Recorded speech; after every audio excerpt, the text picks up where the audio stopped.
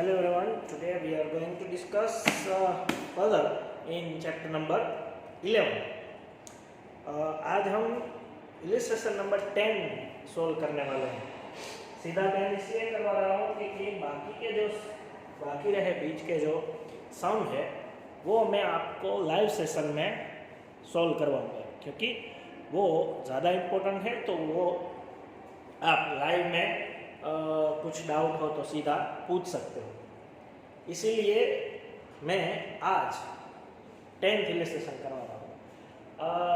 Up to 9th तक आपको सारे सब्सिडरी बुक्स के साम आते थे। Subsidiary books means purchase book, sales book, purchase return और सेल रिटर्न। सारे सब्सिडरी बुक्स के लेजर भी आपने 9th तक सीख लिए होंगे। लेजर तो वैसे भी आपको सब्सिडरी बुक्स में अब आपको आती है। तो आज इलिस्ट्रेशन नंबर 10 में सिर्फ आपको जर्नल करनी है। सब्सिडरी बुक्स का लिस्ट जो था स्पेशल पर्पस बुक का, उसमें फर्स्ट था जो कैश बुक, जो हमने प्रीवियस चैप्टर में कर लिया। उसके बाद जो सब्सिडरी बुक्स थी उसके लिस्ट में purchase book, sales book, purchase return और सेल्स रिटर्न वो हमने इस चैप्टर में सीख ली। लेकिन उसके आगे भी एक सब्सिडरी बुक्स और भी थी जिसको जर्नल प्रॉपर बोलते हैं। जर्नल ही थी, अलग से कुछ उसमें सीखना नहीं है।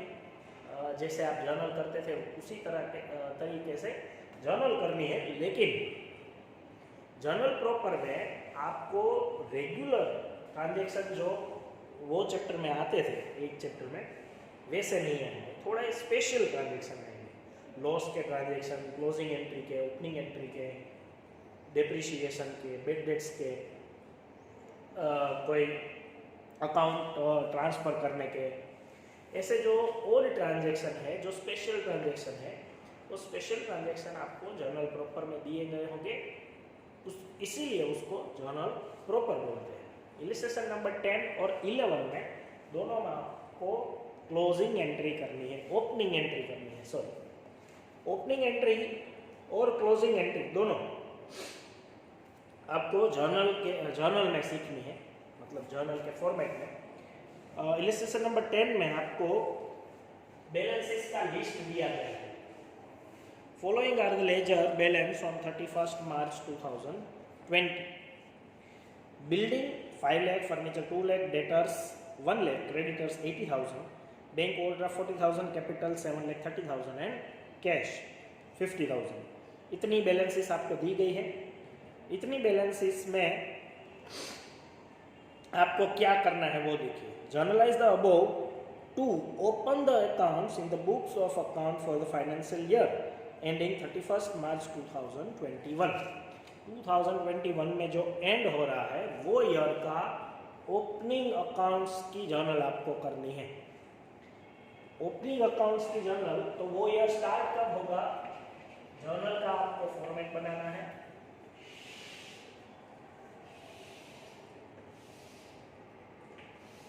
जर्नल का फॉर्मेट तैयार ही है आपको।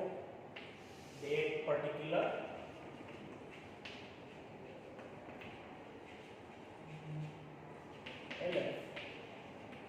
Debit and credit. तो आपको ये जो जर्नल का फॉर्मेट है उसमें 2021 में जो एंड हो रहा है ईयर, वो स्टार्ट कब होगा, मार्च में एंड हो तो अप्रैल में स्टार्ट होगा और वो डेट आएगी 1 अप्रैल 2020।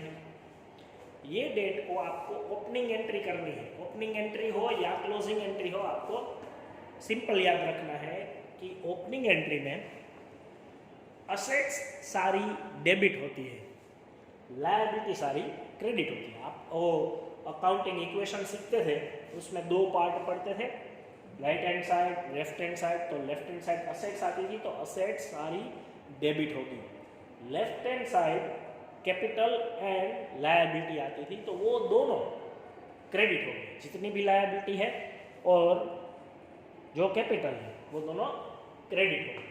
तो इसमें लिस्ट दिया गया है, उसमें से देख लेते हैं। तो बिल्डिंग है, डेबिट करेंगे, building account debit, furniture account debit,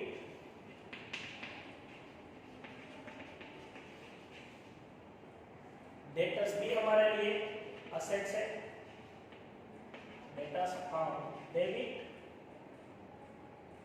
creditor जो है वो लायबिलिटी है, बैंक ओवरड्राफ्ट लायबिलिटी है, कैपिटल भी लायबिलिटी है, कैश हम डेबिट करेंगे, वो हमारे लिए असेट्स है। कैश अकाउंट डेबिट, इसकी अमाउंट लिख लेते हैं 5 लाख, 2 लाख, डेटर से 1 लाख और 50,000 कैश। 2 अब लायबिलिटी सारी क्रेडिट करेंगे, तो लायबिलिटी में पहली एंट्री है क्रेडिटर्स, 2 बैंक ओवरड्राफ्ट और 2 कैपिटल। लायबिलिटी के साथ हम कैपिटल भी क्लोज करेंगे। क्रेडिटर्स है 80,000 क्रेडिट साइड, बैंक ओवरड्राफ्ट 40,000 और कैपिटल 7,30,000।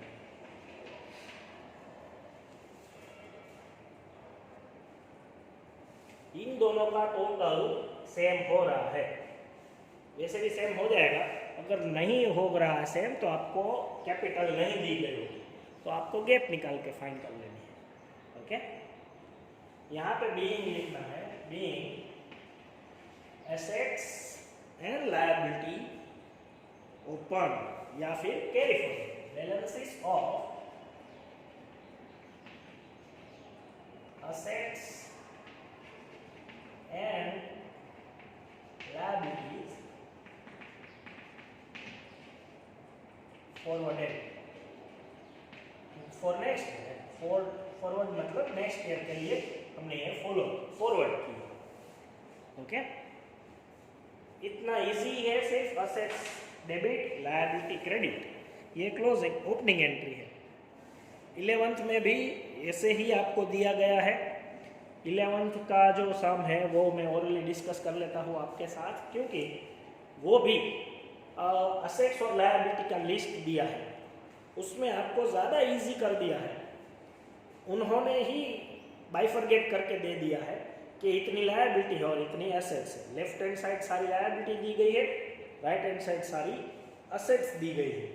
लेकिन ओके दी गई है, सारे टोटल भी दिया गया है, तो आपको कुछ फाइंड नहीं करना है, सिर्फ असेट्स अकाउंट डेबिट करना है। तो असेट्स कितनी है वो देख लो, cash account debit 20,000, bank account debit 30,000, debtors account debit 50,000, stock in trade account debit 1 lakh, furniture account debit 20,000, plant and machinery account debit 80,000, land and building account debit 2 lakh. इतना total आप करोगे तो 5 लाख होगा। सामने जितनी लायबिलिटी है वो क्रेडिट कर दो, outstanding liability, outstanding salaries 10,000, 2 creditors 90,000, 2 bank loan 20,000, 2 capital 3,80,000, उसका भी टोटल 5 लाख है। तो दोनों कैपिटल और असेट्स और लायबिलिटी दोनों का टोटल सेम आ गया, तो आपको कुछ फाइंड करना नहीं है। आप लिख सकते हो सिर्फ ओपनिंग एंट्री भी, उसमें भी ओपनिंग एंट्री ही करनी है, लेकिन इसमें तो आपको नहीं बोला गया था कि क्या एसेट्स है क्या लायबिलिटी है। उसमें 11th में आपको बोला गया है कि इतनी एसेट्स है इतनी ही लायबिलिटी है। यह आप सॉल्व कर लेना, सिर्फ याद रख लेना। 12th में जो सम नंबर 12 है उसमें हम क्लोजिंग एंट्री सीखेंगे। ये ओपनिंग एंट्री थी, अब हम क्लोजिंग एंट्री सीखेंगे। क्लोजिंग एंट्री के लिए पहले थोड़ा डिस्कशन करना पड़ेगा, पहले याद रखना पड़ेगा कि क्या कैसे क्लोज करते हैं, कौन से अकाउंट में ट्रांसफर करते हैं, इसमें कुछ याद रखना नहीं है। Okay, thank you.